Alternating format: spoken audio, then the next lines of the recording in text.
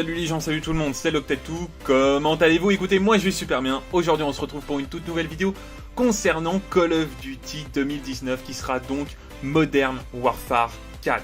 Avant d'attaquer le sujet de la vidéo, n'oublie pas de t'abonner si tu es nouveau, d'activer les notifications pour rater aucune des prochaines vidéos, et deux petites choses assez intéressantes. Première des choses, j'ai sorti une vidéo sur Apex Legends, donc n'hésitez pas d'aller la regarder si vous êtes fan d'Apex Legends. Je pense que ça peut vous aider un peu les débuts et tout ce qu'il faut.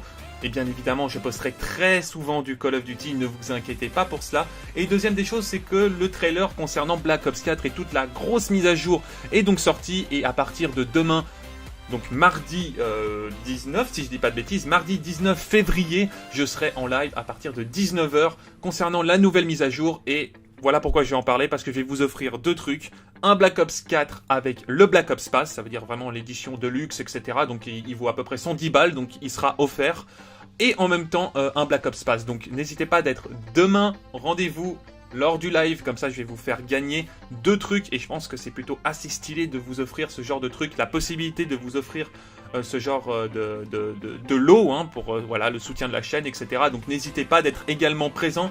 Lâchez un gros pouce bleu, tu connais, l'objectif étant les plus de 1000 likes. Et je pense même plus de 1500 likes. Pourquoi? Parce que ça fait 1 an et demi que je vous ai dit, et avec les sources que j'avais, que ça allait être Modern Warfare 4. Ça fait plus de 1 an et demi, hein. Je t'invite à regarder sur la chaîne, il y a plein de vidéos qui parlent de Modern Warfare 4, étant donné que je parlais du prochain Call of Duty d'Infinity Ward, en l'occurrence le dernier étant Infinite Warfare. Voilà pourquoi j'ai mis un gameplay. La première c'est une nucléaire fail, et juste après je vais mettre la nucléaire. Pourquoi c'est Modern Warfare 4? Déjà, première des choses, et certains vont me dire, mais non, ça sera pas Modern Warfare 4, ça sera Infinite Warfare. Alors, déjà, Infinite Warfare, ça a été confirmé, ça sera pas Infinite Warfare 2. Je peux déjà vous le dire, ça a été confirmé, ce n'est pas Infinite Warfare 2. Deuxième des choses, sur Call of Duty, sur Modern Warfare 4, pourquoi c'est Modern Warfare 4? Pourquoi ils n'ont pas décidé éventuellement de prendre un autre Call of Duty par rapport à ça? Parce qu'ils doivent redorer la licence Call of Duty qui est, on va dire, au plus bas de tout ce qu'ils ont connu pour le moment. Faut quand même le dire, faut dire ce qui est, quand il y a des choses qui sont bien, quand il y a des choses qui sont pas bien. Mais là pour le moment, Call of Duty est au plus bas hein, par rapport à l'époque de BO2, BO1, MW2, MW3, Black Ops 2, Black Ops 3. On était quand même à 55 millions de personnes sur Black Ops 3. World War 2, on a atteint 25 millions. On est presque à la moitié. Vraiment, Call of Duty n'a jamais été aussi bas. Et ils sont là également pour le nom Modern Warfare, comme j'ai expliqué dans de nombreuses vidéos concernant Modern Warfare 4. La licence Modern Warfare, c'est incroyable, étant donné que c'est un des jeux les plus vendus au monde. Hein. Je crois que c'est Modern Warfare 3 ou Modern Warfare 2. Je crois que Modern Warfare 2 a c'est un des jeux les plus vendus au monde. Et Modern Warfare 3 a explosé le nombre de records de vente lors de sa sortie. En un jour, je crois qu'il a explosé le record parce que justement Modern Warfare 2 étant à son top niveau, a une réputation de psychopathe. Quand je dis psychopathe, c'est un truc de vraiment bien. Et donc forcément Modern Warfare, rien que le nom Modern Warfare a fait acheter Infinite Warfare. Hein. Pour ceux qui s'en souviennent, quand on nous disait ouais il y a Infinite Warfare et Modern Warfare Remaster, il y en a énormément dont moi qui ont acheté en avance, qui ont fait la précommande pour justement jouer à Modern Warfare Remaster, parce que le nom Modern Warfare c'est une pépite. Franchement c'est une pépite. Maintenant, on va espérer qu'avec ce jeu-là, ils vont faire quelque chose, hein, parce que c'est vrai que c'est bien gentil de nous utiliser le nom d'un Call of, mais si c'est mal utilisé, bah c'est pas trop compréhensible. Hein. Je vais prendre l'exemple typique. Si je te dis Black Ops 1, Black Ops 2, Black Ops 3, bah voilà, c'est génialissime. Et tu vois Black Ops 4, bah t'as une déception. T'as quand même une déception. Je dis pas que forcément c'est le jeu le plus nul, etc.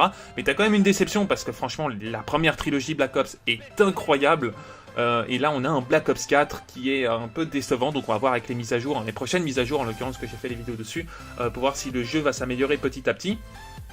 Mais c'est bien d'utiliser le nom, c'est là aussi hein, pour se faire un peu d'argent, hein, on va pas se le cacher, hein, je pense que là-dessus vous êtes pas bêtes, je pense que vous êtes des gens assez intelligents pour comprendre pourquoi Modern Warfare 4, c'est également pour se faire un maximum d'argent là-dessus. Et d'ailleurs ça c'est une grande question qu'on ne sait pas et que j'ai absolument pas parlé là, enfin que je vais pas confirmer, parce qu'il y a des sources qui contredisent, il y a des sources qui disent ça, il y a des sources qui disent ça, etc. Et je préfère absolument pas vous dire de bêtises. Donc en fait il y a une source qui a dit que le prochain Call of Duty sera donc sans spécialiste. Donc Modern Warfare 4 sans spécialiste. Bon, ça peut être cool, etc. Avec ou sans, moi je m'en fous. Mais il y en a une qui dit que ça sera sans spécialiste et il y en a une qui dit que ça sera avec. C'est compliqué de savoir. c'est quand même assez compliqué de savoir du vrai et du faux par rapport à ça, donc je préfère absolument rien dire. Je préfère vous dire que voilà, pour le moment là-dessus, on ne sait toujours pas. D'ailleurs, c'est quand même assez incroyable qu'on ait autant de news concernant Call of Duty à ce moment-là, comme par hasard, en plein milieu de lancement de Apex Legends. Enfin bref, hein, c'est à peu près la même chose, hein, vous inquiétez pas, il n'y a pas que Call of Duty qui est comme ça, il y a aussi Fortnite qui font des trucs en plein milieu du lancement de Apex Legends, vous inquiétez pas, Apex Legends fait vraiment très peur à certaines personnes. Enfin bref, par rapport à ça, c'est plutôt assez cool d'avoir déjà au moins une idée de Modern Warfare 4. Bon, déjà, il y a une partie des studios de développement qui s'étaient barrés à une certaine époque, qui sont revenus chez Infinity Ward pour faire un bon Call of Duty. Donc ça, c'est plutôt assez cool. D'ailleurs, je crois que c'est une partie des studios de Modern Warfare, si je dis pas de bêtises, le premier du nom, Modern Warfare. Donc c'est plutôt assez sympathique.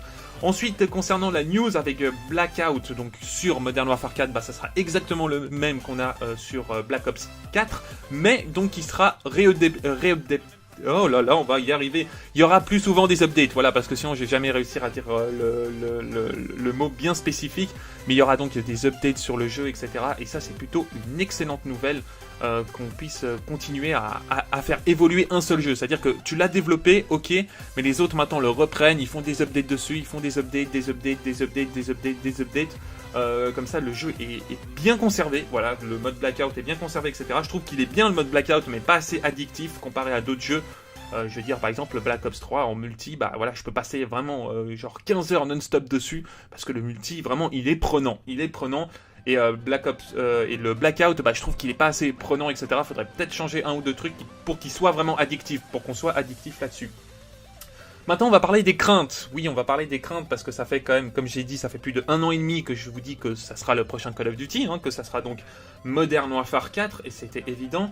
Maintenant, le jeu, c'est bien gentil de nous dire ça, mais Infinity Ward, faut pas oublier qu'ils nous ont fait 2 Call of Duty. Hein. Ils nous ont fait Call of Duty Ghost et Call of Duty Infinite Warfare. Alors, Ghost, effectivement, était quand même assez horrible.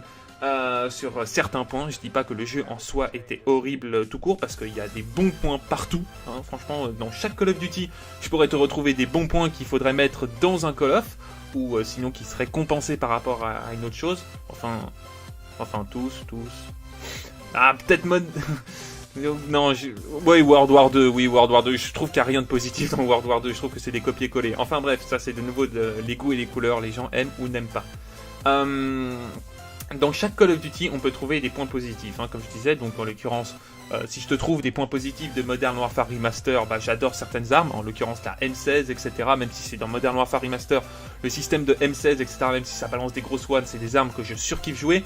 Modern Warfare 2, bah voilà, la bombe nucléaire, hein, en l'occurrence, on le voit sur tous les Call of Duty, ça vient de là, hein, Modern Warfare 2, c'est là qui a surrévolutionné Call of Duty, c'est seulement grâce à la bombe nucléaire, et bon, bien évidemment, l'histoire du sniper, etc., avec les quickscopes et tout. Vraiment le côté trickshot et tout ce qu'il faut. Mais c'est vrai que vraiment MW2, il y a énormément de gens, et y compris moi, qui ont vraiment commencé à jouer à Call of Duty rien que pour le mot bombe nucléaire. Hein. Moi, Modern Warfare 2, j'ai entendu bombe nucléaire, j'ai cherché what ? Une bombe nucléaire ? Attends, je veux absolument jouer, etc.